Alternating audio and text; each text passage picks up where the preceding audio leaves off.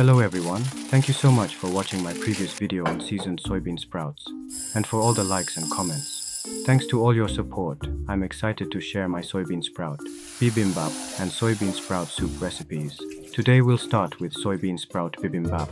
Soybean sprout roots are rich in asparagine, which helps with hangovers, so if the roots aren't yellowed, you can leave them on. Don't soak soybean sprouts too long. Just rinse them briefly under running water and drain well to keep the vitamins.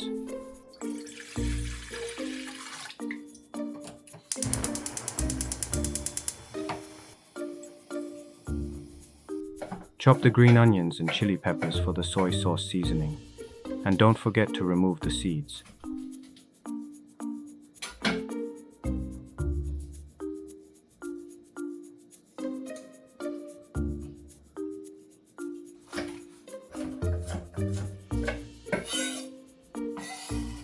Once the rice is soaked, let's start cooking.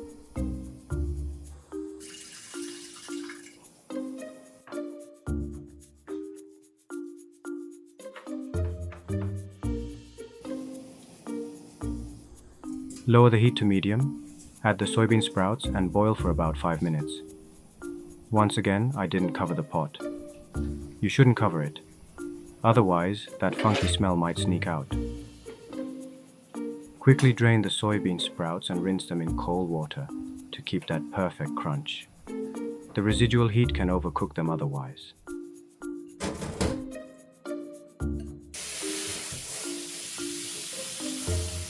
After boiling 300 grams of soybean sprouts, we'll use 180 grams for today's bibimbap, and the remaining 120 grams, plus the broth, will go into the next video. Soybean sprout soup. So don't you dare throw away that broth. It's liquid gold. I didn't add it today, but if you toss in a couple of shiitake mushrooms, the broth becomes unbelievably savory. You can remove the mushrooms, squeeze out the water, chop them up, and mix them into your rice later. Perfect timing. The rice is ready. If you boiled shiitake mushrooms, slice them up, place them on the rice, top with soybean sprouts, and mix in the soy sauce seasoning. Done.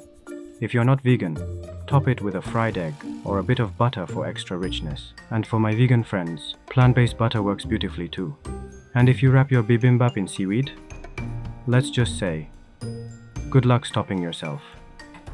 The refreshing soybean sprout soup made with the leftover broth and sprouts is coming up in the next video. Thanks to you, I'm cooking with joy again today.